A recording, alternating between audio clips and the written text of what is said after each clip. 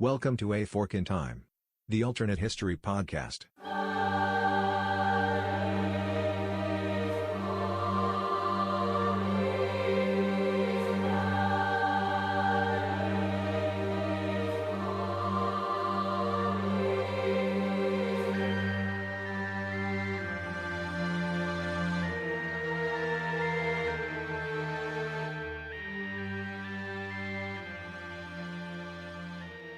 Welcome back to A Fork in Time, the alternate history podcast. Don's sitting in the host chair today, and we brought the two-seater version of the A Fork in Time What If machine.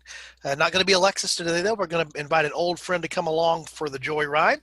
So I'm happy to once again have Chris Copolla with us. Chris, thanks for joining us again. Thanks for the opportunity.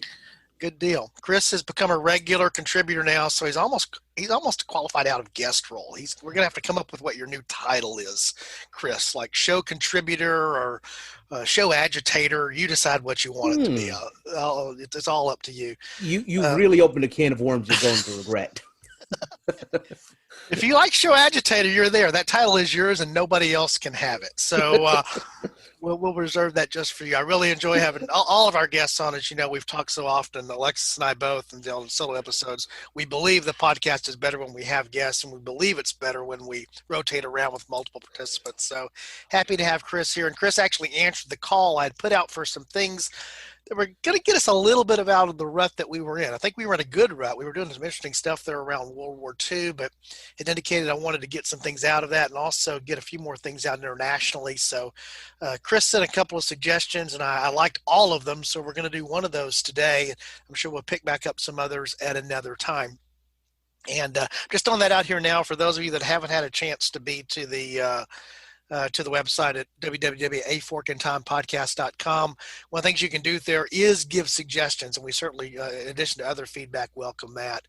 So I'm going to go ahead and just break here for a minute. We're going to let you hear from somebody that helps make this podcast possible. When we come back, I'm going to turn it over to Chris, and I'm going to let him set up what he has entitled and what he sent over to me. So I'll tease it now, Crashing the Bull Moose Party.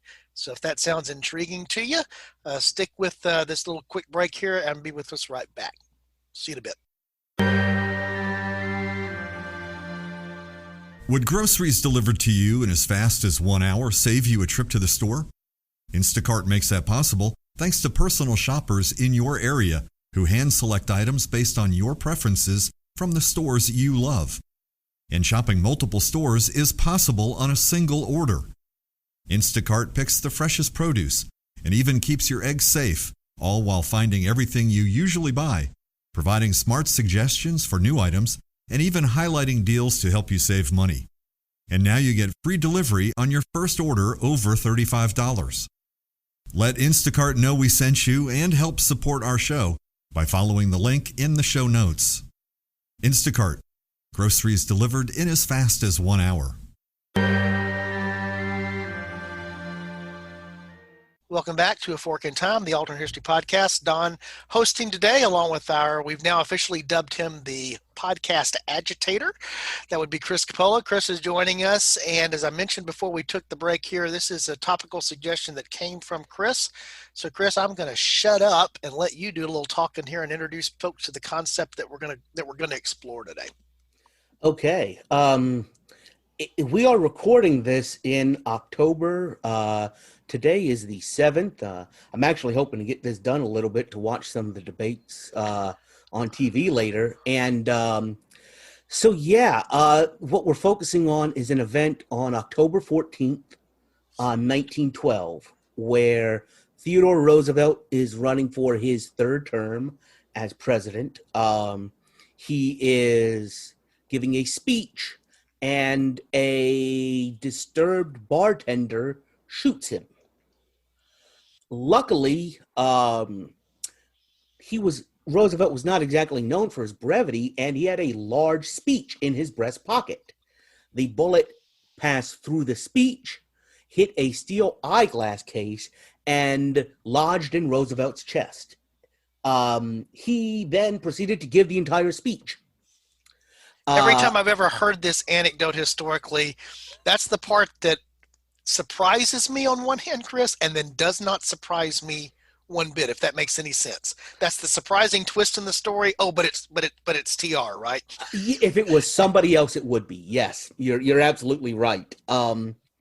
So in the real life, basically the speech and the eyeglasses slowed the bullet down enough that it, for the lack of a better phrase, almost nicked Roosevelt. It did go into his chest, and to the best of my knowledge, they never actually removed it because the bullet was next to something vital. And, if you know anything about what happened in other presidential assassinations, sometimes the doctor can be worse than the cure. Exactly. So Roosevelt died, I believe, either 8-9 years later with that bullet still in his chest. In our scenario, it misses those things and he is killed. So that's the setup, that Teddy Roosevelt is not running on the Progressive Party. It was known as the Bull Moose Party. I've actually heard two different stories, one of which centers around this incident where after he gave the speech, he was being interviewed about how do you feel? And his response was healthy as a bull moose. So that's one of the origin stories of the Bull Moose Party. When I did my research following up from seeing the topic from you, that was the same story that I bumped into time and time again. So it's one of those things of whether it's true or not, we're going to call it true because it has an air of truthiness about it, right? Yeah, and it works for the story. Right, which is at the end of the day what it's all about.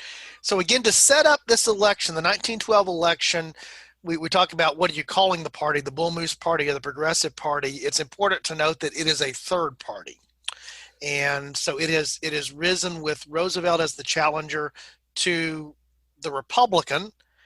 So if you want to tell us who the Republican and Democratic candidates are, Chris, and sort of set that part up. Sure. The Republican president, the incumbent president, is a man named William Howard Taft, who, if you are a general consumer of history, as an American, the one thing you know about him is that he had to be cut out of the White House bathtub. If you were a little bit more into it, at one point he was appointed Supreme Court Justice. To some extent, that's the Cliff Notes on William Howard Taft. The other candidate, the Democratic candidate, is Woodrow Wilson, who does wind up winning. Wilson was born in the Shenandoah Valley of Virginia, went on to become president of Princeton University, and from there became the governor of New Jersey. He ran for the Democratic nomination in 1912, and because of the split between Roosevelt and Taft, he was able to win the presidency. And the important thing about the split, you mentioned the split there, it's important to understand that essentially, as I remember the history here, that Taft had pretty much been Roosevelt's hand-picked successor when Roosevelt obviously did not run. Roosevelt assumed the presidency after the assassination of William McKinley.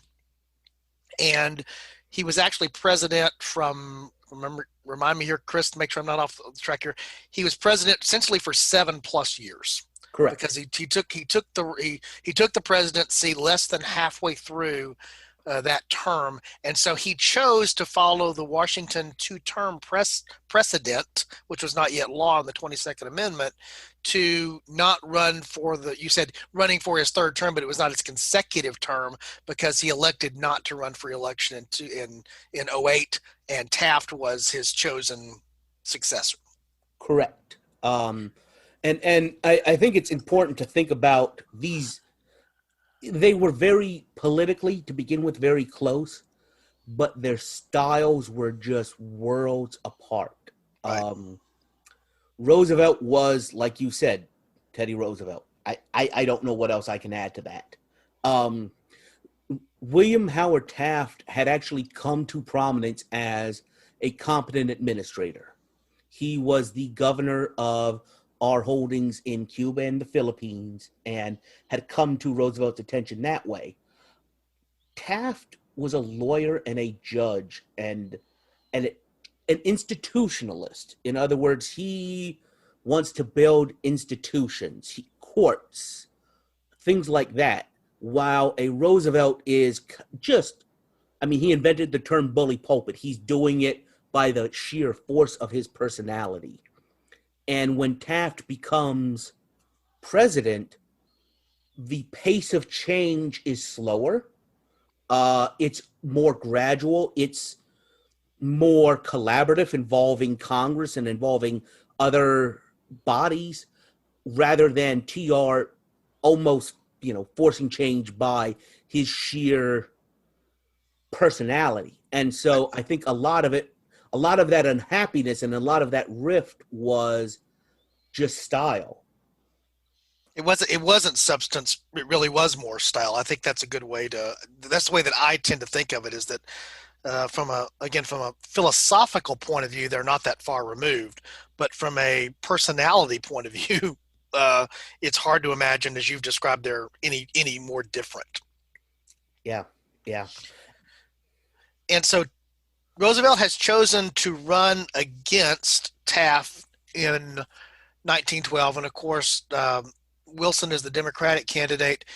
One of the things I know that you mentioned in the notes you sent over to me, and I know this from my own, having a degree in political science and studying this, the presidency had primarily been whose domain for most of the post-Civil War era? Republicans.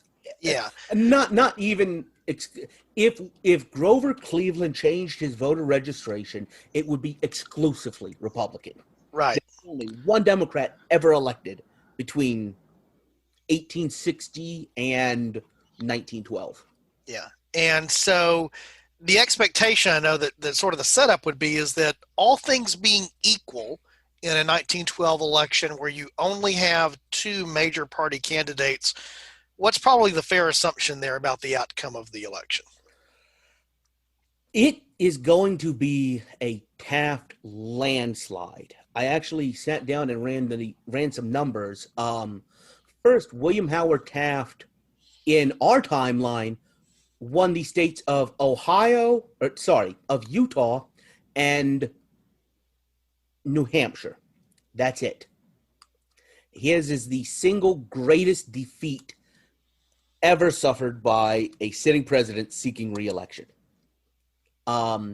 If you look at the states, just the states that would have gone for the Republican, if you add Roosevelt and Taft's votes together, that alone came to something close to 280 electoral votes.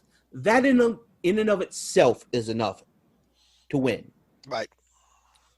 Yeah. So the expectation here, again, our departure, because it's what we do here on A Fork in Time, as everyone knows, or if you're a first-time listener, now you're going to discover, is we're going to take a moment in history and we're going to fork off. So the fork here is going to be, as you well pointed out, that the bullet doesn't hit the big, thick speech in the Glasses case.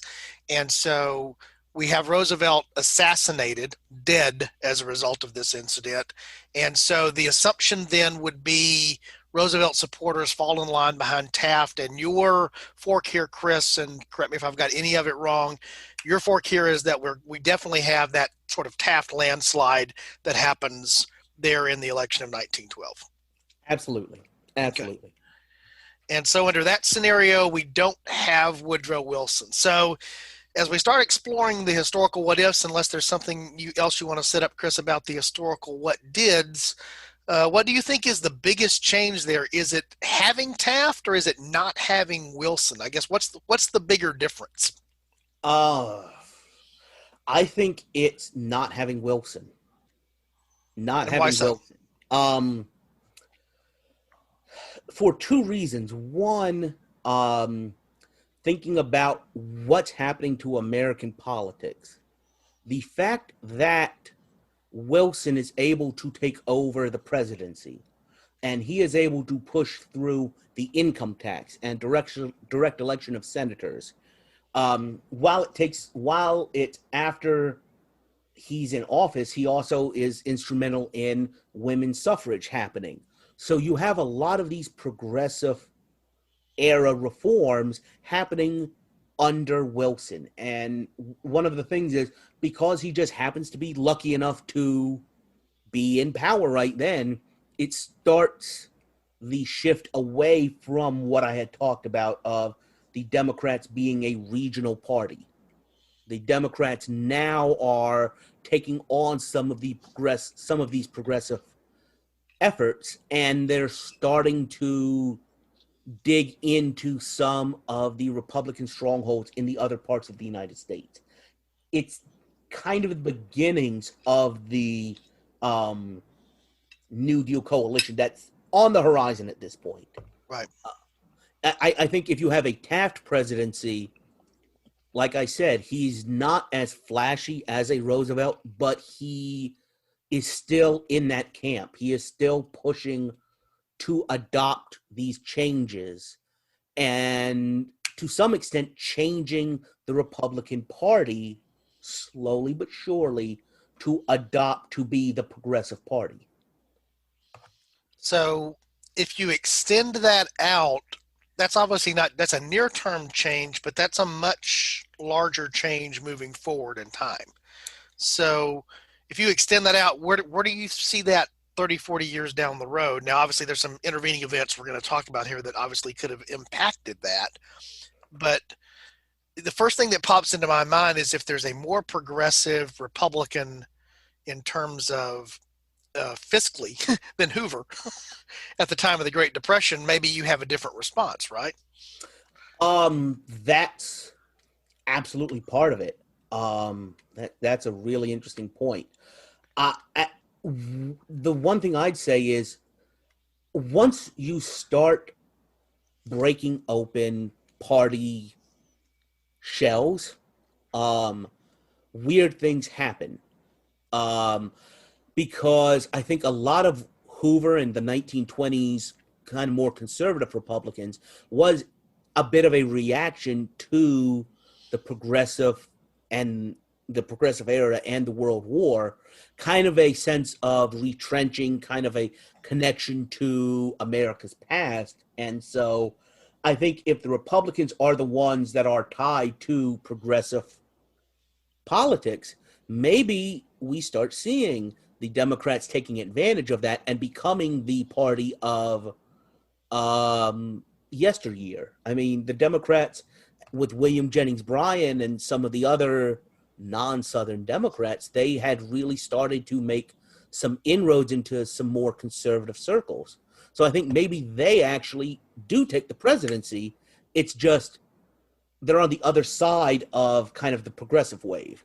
Right. And there's the what we think of today as being more the historical, philosophical bents of the two major American parties. If they're not fully reversed, at least they're altered enough that you would say, oh, that's different. When you look back on it and realizing that they've sort of done some role reversal there. I mean, in this scenario, I think it's very likely that you would have another, if another Roosevelt were to run in 32, he might well be welcomed and find a home within the Republican Party at that stage. Right. So the other big event that's obviously in the near-term horizon of the actual timeline are the events of the 19 teens, and the biggest world event of the 19 teens is the first global war. We call it World War I, called the Great War at the time. And so that's a European affair that the United States is actually a fairly late comer to. That always amazes me when I look at the dates there to think about how long the United States managed to stay out of those hostilities. But how would World War I be different for the United States with Commander-in-Chief Taft versus Commander-in-Chief Wilson? So I actually don't think it's that much difference in this way. Commander-in-Chief Taft is gone in 1916. He was elected in 1908. He was elected again in this scenario in 1912. He served his 2 terms, so he is gone at this point.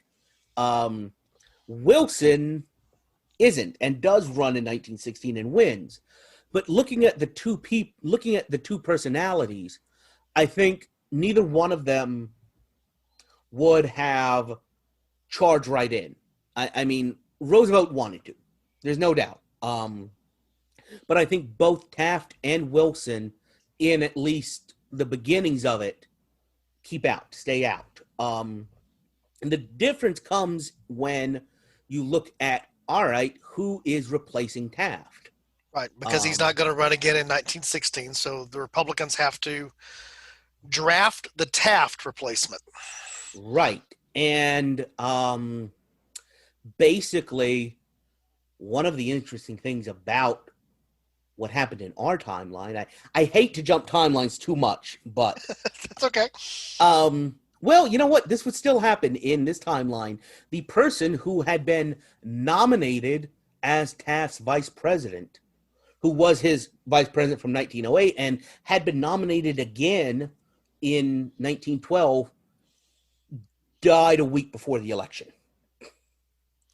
So they scrambled and had somebody else basically nominated as, this is the person who will receive all of his vice presidential electoral votes. And in this timeline, they do become president. That was Nicholas Butler, was the basically unknown lawyer who would have gotten the votes and become Taft's vice president. Butler later on in 1916 is trying to draft Elihu Root, who had served as Secretary of War under Teddy Roosevelt. He had been involved in general Republican progressive politics up to this point. And I think Root would have been the Republican nominee in 1916.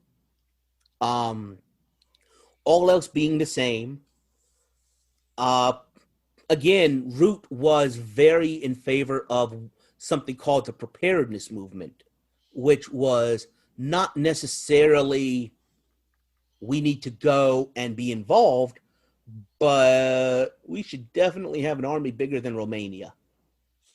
And I realize that's a reference to World War II, but just we need to prepare so that if we are involved, we're that much further ahead.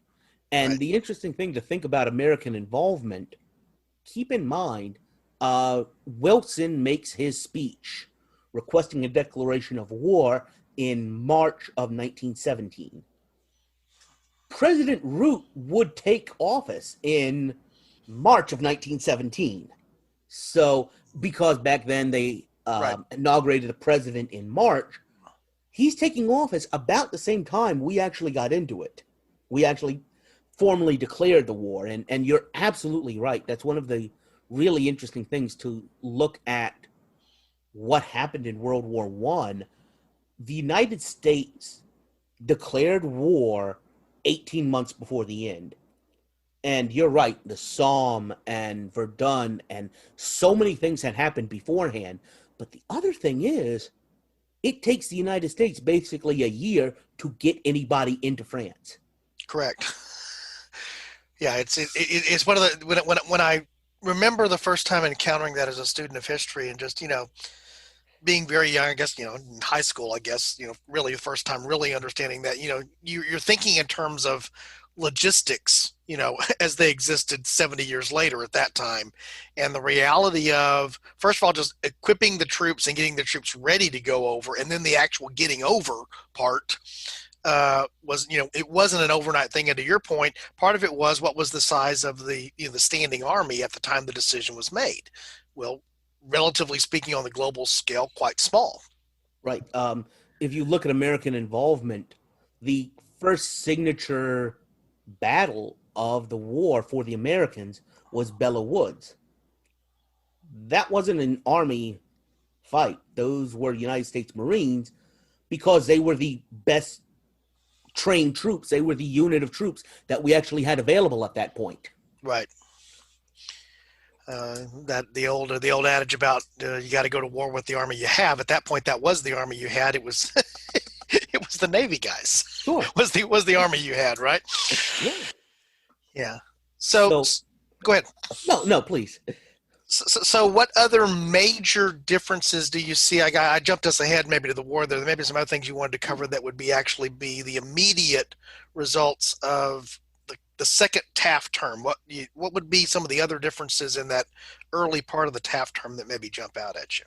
Well, the one thing, just to kind of carry what we were talking about to its conclusion, is Versailles.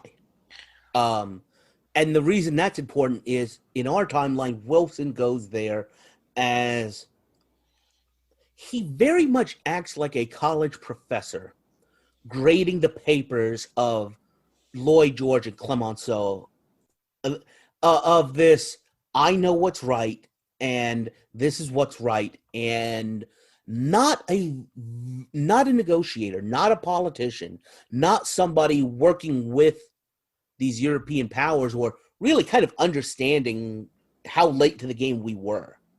And Wilson, while he's remembered for the League of Nations and for all of these wonderful high ideals, none of it actually stuck. And I think that may actually be the biggest change, because with President Root, you've got somebody who has already won the Nobel Peace Prize for his work with international arbitration. He's somebody who's, I don't want to say a Washington insider, but he's a politician, and he knows how to make deals. What happens in our timeline, Wilson comes back with the Treaty of Versailles and almost hands it to the Senate and says, this is the treaty, approve it or disapprove it, up or down vote. Root would have worked with the Senate, would have worked with the Europeans, kind of what I was saying earlier about the difference between a Taft and a Roosevelt. Root is kind of in the Taft sense of building institutions, of building an international court, of bringing Europe together with us into this and building these institutions that have more staying power than if they're based on Teddy Roosevelt's personality or one, frankly, college professor's conviction that he's right. Yeah, and it actually, you just triggered something there. I think we had this conversation the last time you were on an episode. We were talking about the conversations we've had before about, sort of the two big theories of history. Mm-hmm. And what I keep coming back to in my head is how much of Roosevelt's impact on history is personality. There's no doubt there's policy. There's no doubt there's politics there.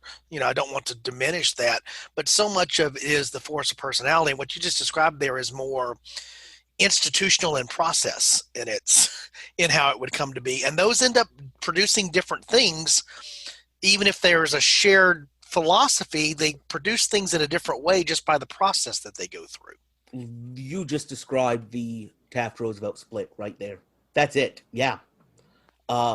Absolutely. And so you say, well, so the argument we've had, the discussion we've had before is that whether you subscribe to the the sort of the great man, great woman theory of history, or this sort of flow of history, more what I think of as being more process driven and more large numbers and mass scale types of things. That's a model. We were talking about models actually in an offline discussion before the podcast, talking about weather models in particular. What do they key off of? Well, they key off looking at big movements of numbers and what that means in the model. And so to me, it's an interesting thing of how the personality changes. And yeah, there's no difference really in the objective or the policy, for example, of the Republican Party, but who's executing that policy and how they execute it does make a difference eventually, even if the policy is essentially the same. Absolutely. And I think we overlook that so often because, again, we make that assumption that there's that there's something going on that's not going on per se. So post-war, now we're coming back with we're getting obviously an agreement at Versailles, but we assume that it's a different looking agreement under a Root administration. Do you think that one of the noticeable changes there are some of the things that become the seeds for World War II, or some of those maybe not there because there's more of a negotiated settlement that looks towards having a more stable Europe, or do you think it's different in some other way? I think you're absolutely right in that it looks like a more stable Europe. It looks like a Europe, maybe not even that the Treaty of Versailles, the result is much different, but the president that brings it back is willing to work with the Senate to get it passed and is willing to basically keep America involved in Europe so that we have a presence there. And so often when we talk about these different things, you come to the question of, well, does that mean World War II still happens? Yes. World War II almost, in my opinion, it almost always still happens. It happens later. It may not shape out the same way it does, but given how aggrieved France was, I don't see them agreeing to a system that welcomes Germany into Europe, into the European diplomatic circle. And the simple fact is, I really think the experience of World War II being as devastating as it was to Europe, and to hark back to the last episodes I was on that dealt with the development and the use of nuclear weapons, I think that you can't underestimate the amount of shock and the amount of second thought that that gave policymakers around the world. At the end of World War I, it was horrific, but you couldn't wipe out cities. Right. And I think that realization, to some extent, changed policy calculations in Europe. And without that, you still have the powers playing against each other. You still have the Soviet Union left out completely of the European settlement. You still have Germany frozen out. You have unanswered questions that are going to be solved by guns. Right. I agree with you. I think it's we'd like to try to find a way, going back in time to make and you've heard me. I know our listeners have heard me reference this before. Not make, the Second World War just in my mind, it's the extension of the First World War with all the stuff that happens in between, in a different way. We'd like to think we could avoid, the sequel, but I don't think we could avoid the sequel. But that doesn't mean the sequel will be exactly the same, which is your point, and how that plays out. Of course, the other thing that jumps into my mind, you hit upon it there, is the United States is isolated in the real timeline, and even in this timeline, our alternate timeline, before getting involved in World War I. And then basically the United States, because of the horrors of that war, turns right back around and goes back into isolationism. It was like, okay, we popped our head out. This is the way I perceive it. We popped our head out for a couple of years and did what we had to do, but we're not sticking with this. And your argument is you think that the United States would have at least been more engaged in a root version of the Versailles Treaty and what that meant for the United States involvement after the war. Am I hearing you right? I absolutely. I think that to some extent, that's kind of the advantage of okay, he's no longer president, but I'm going to keep talking about the Taft method of doing things and the Root method of doing things, which is institutional involvement and slow change, because when you get voted out, or in this case, when, a bullet doesn't hit your steel glass case or any of these other things, the change sticks more if it has been built slowly. So to kind of get back to my other point, you're absolutely right that, the United States has been involved and kind of the turtle got hit on the head and went back in his shell.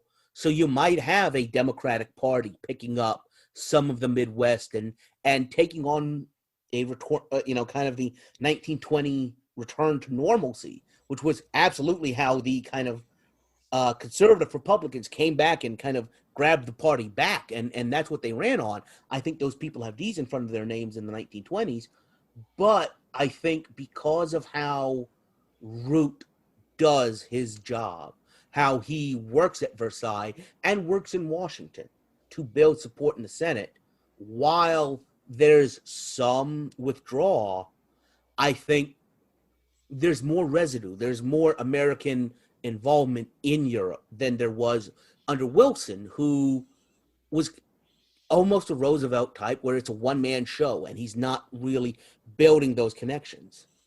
Right, because it's not really that long. I'm thinking through what the subsequent elections are. There's a very quick flip back post Wilson too in the real timeline in terms of, again, there's nothing systemic or lasting there. And you would argue, in fact, which is sort of where we started here, you argue that Wilson is the exception that only was what he was because of the entrance of a third party candidate. Then that does happen not frequently in American elections, but happens often enough in American political elections that very often it's not so much who the third party rarely, in fact, the third party never wins, but they influence the election tremendously because they take support or sap support from one of the two parties far more than they do for the other. Argument can be made for the 1992 U.S. presidential election. I still think that would have been a close election because of some of the economic factors there between the first President Bush and then subsequently President Clinton. But there's no doubt that Ross Perot entering that race had much more of a detrimental impact on the Bush candidacy than it did on the Clinton candidacy by far. Sure. And yeah, I think you can go back and look and say if you don't bring Perot into that race in 92, there's a chance that Bush wins re-election. It's not a guarantee, but there's a chance. Certainly, as we've talked about here, we've removed the third-party influence, and so what we did there was remove the negative impact on Wilson by creating a positive impact for Taft. Right. And that plays things out pretty well. So what else is different, Chris, down this path? White House gets a new bathtub. I remember at a previous episode we've done, I remember saying, well, we've completely changed the American political party system. Is that enough? Yeah, exactly. Well, the other thing that I was thinking of, which is the obvious thing here that would not be any different because it happened before this, but maybe we would have gotten some other version of it, is baseball, which I think most of the listeners know that I'm a fan of, has this tradition called the seventh inning stretch. And the reason we have the seventh inning stretch is because Mr. Taft couldn't get comfortable sitting in his seat for a full game. And so he had to leave the game in the middle of the game. And, of course, all the folks in the stands stood in honor of the president. So the one thing that didn't happen, because that happened in the first Taft administration, actually had to go back and look that up before we did the podcast today, is we still would have had a seventh inning stretch because that we owe that to Taft. We just may have had something else that may have come along because, again, if he wasn't stuck in the bathtub, he may have not been able to sit at some other event either. Sure. So maybe there'd be like a middle of the second act intermission at operas for all we know, or something like that we could owe to President Taft. So one of the other interesting things I just wanted to explore, I don't even know if you have any thoughts on this because we didn't talk about it off podcast, is would we even know the name Woodrow Wilson today other than him just being the footnote as the loser in 1912? Do you think he would have come back in 16? No.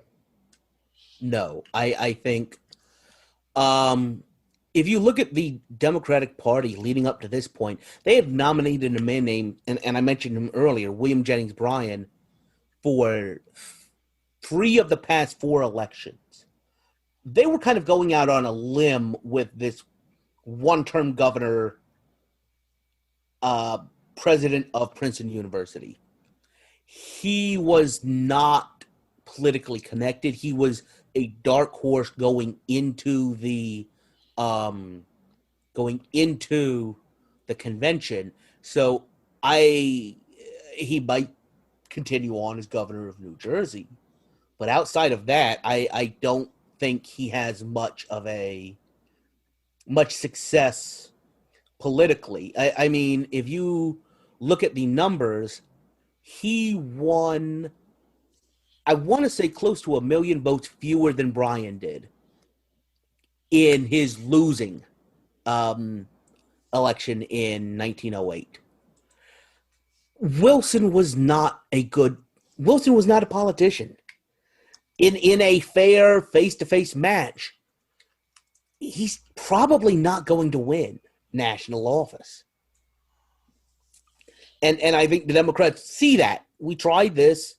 It did not work. We tried to kind of dip our foot into that progressive stream to kind of, explore that a little bit. It didn't work at all. I mean, we got trounced. And so let's go back to the traditional well of establishment conservative senators. I think that's who you start seeing come up again. Right. And of course, the Democratic Party in 1908, I'm looking here at the electoral map that I have in front of me, is very much the party of the South, obviously. And so that's part of the reason in the Electoral College that it did not play as well for the Democrats, is that just because of the way that electoral votes are allocated meant that there were fewer electoral votes available in the states where they were going to be more competitive. But one of the other things that always jumps into my mind is the prevalence of someone who is no longer prevalent maybe creates a vacuum that somebody else steps in to fill. And so, if there's no Wilson presidency, where obviously he's the de facto leader of the party, somebody else, as you well point out, a Southern senator, somebody else has to step up into that role, be the candidate in 16, for example, and then maybe take the party where it goes. I'm talking about the Democratic Party here. Mm-hmm. When there's no Wilson to do that. So then it becomes a question of, now back to the personality thing. Is there a personality that, ironically, because I don't think of Wilson ever as being a personality. That's never a term I think that I would really use to describe him. Right. Certainly in the same way that you would describe Teddy Roosevelt. Is there a personality that would be able to arise and fill that vacuum that's left by there being no Wilson? I mean, you have any ideas who that might even be in terms of who would be leading out there? The one thing I would say is Wilson's a personality in his own way, in that he is so convinced of his own righteousness that in a personality way is important. But looking at who might be the Democratic nominee in 1916, the simple fact is, I don't think it matters. You've got a relatively popular president who, by the way, is running saying he kept us out of war, if that sounds familiar to any of you out there. If you look at our timeline election results of 1916, that worked well for Wilson. Being the president that kept the United States out of Europe worked really well for him. If you look at that electoral map, that blue starts bleeding out of the South. He won more. He won a lot more states, and it was because of the issue of the war. He was the president that had successfully stopped it, or successfully prevented American involvement. So I don't see anybody on the Democratic side having the personality to come in. And is there argument that we should be involved? Or is there argument that we should be, because we're not involved during the election in 1916. So the only way to make hay is to take the counterpoint that we should be, and that just doesn't sell. Right. That's a much harder sell to the electorate, no doubt. So I think I've hit upon all the things that were big to me. So I'm going to ask one last time, Chris, if you have anything else you think we've missed here on this little sidecar journey, where we just killed a former president. That's all we did. Like I said, we just killed a former president and reshaped the American political parties. But other than that, we didn't do a whole lot. And especially thinking about, how my first episode here, I promise future episodes, I'm going to try and not be the assassination guy. I'm going to try. Well, that's why we're calling you the official agitator of a fork in time, because you're doing that. But I also know that some of the other topics that you've suggested, I know we'll be getting around to. I don't think, off the top of my head, I don't think any of the other ones have an assassination element to them. So they don't, and yet I was sitting there realizing they all probably have a 20-year There's just 20 years between all of them, if you really think about it. Right.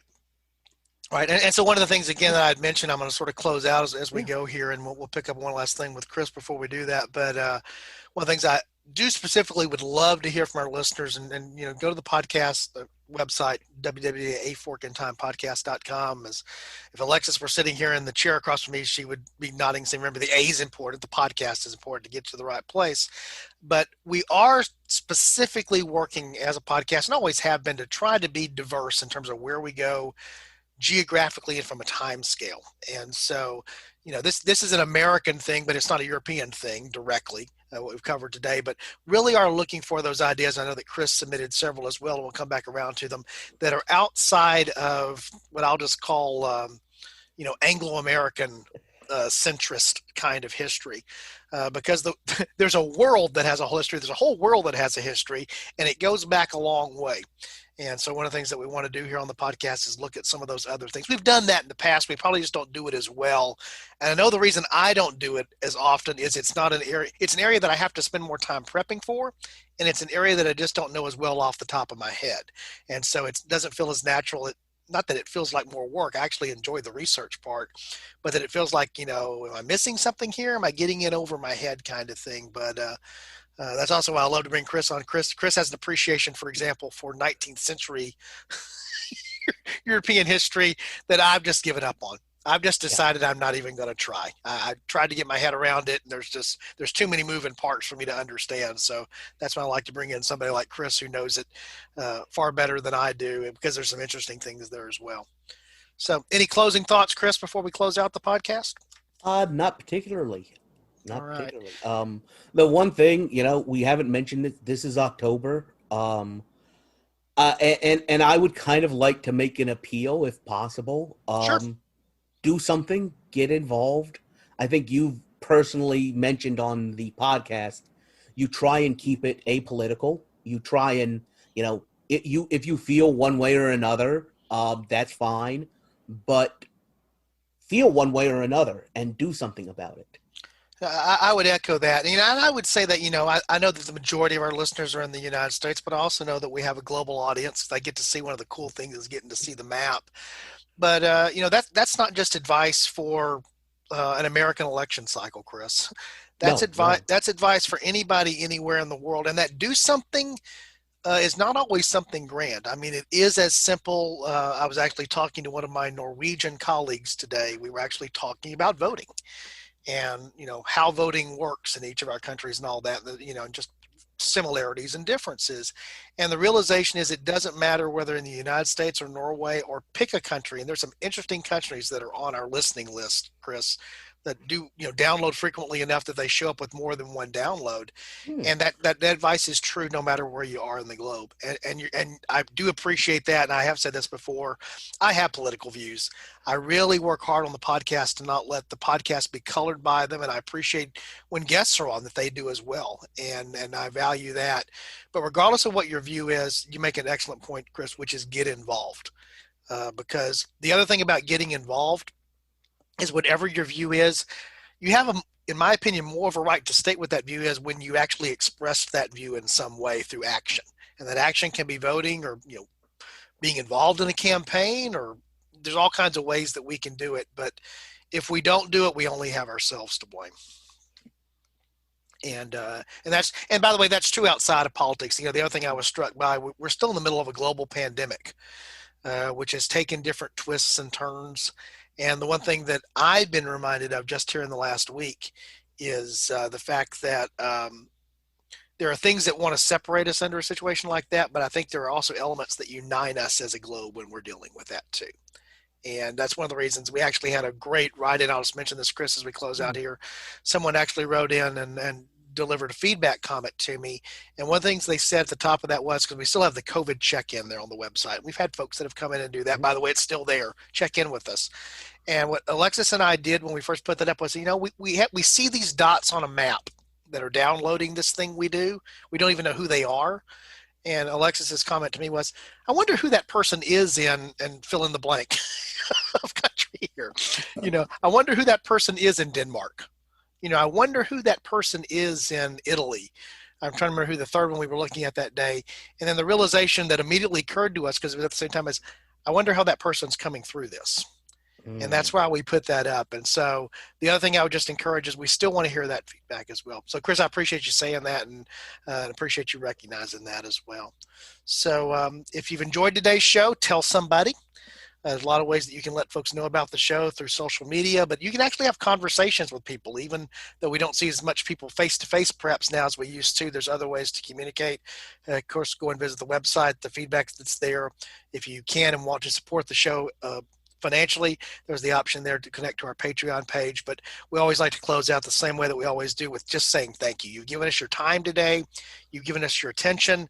I've gotten to know Chris as a result of doing this podcast. So my life's better just for that. And some of the other people that I've met along the way. So I encourage you to do the same. And again, we're trying to build a community here. Got to put in one last plug for young Brody Burton's podcast. I keep promising I'm going to have Brody on the show. We will. The problem is Brody's in high school, and I got to work around his schedule. He actually has like classes and papers and tests to get ready for. But if you haven't checked the Imagine If podcast, go and at least give it a listen. It's a different version or a different flavor of alternate history than what we do here, but I think you'll enjoy it. And if nothing else, you'll appreciate the fact that there's a very bright, very young man who's doing something. And so if you're looking for something to listen to and something else to support that's in this genre, I would encourage that.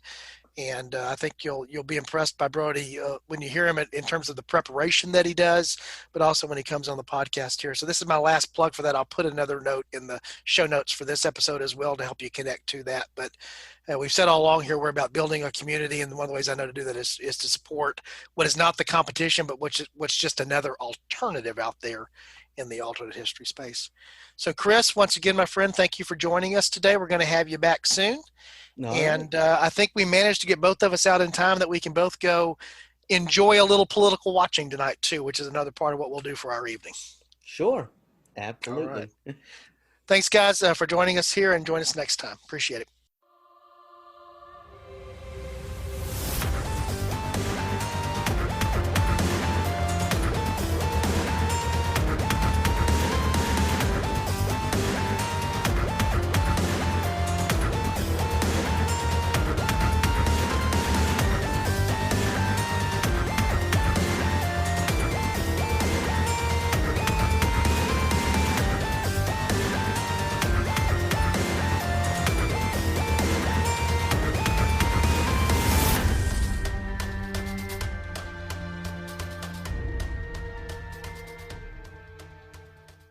Thanks for listening to A Fork in Time, the Alternate History Podcast. Learn more about the podcast at www.aforkintimepodcast.com. Join us next time.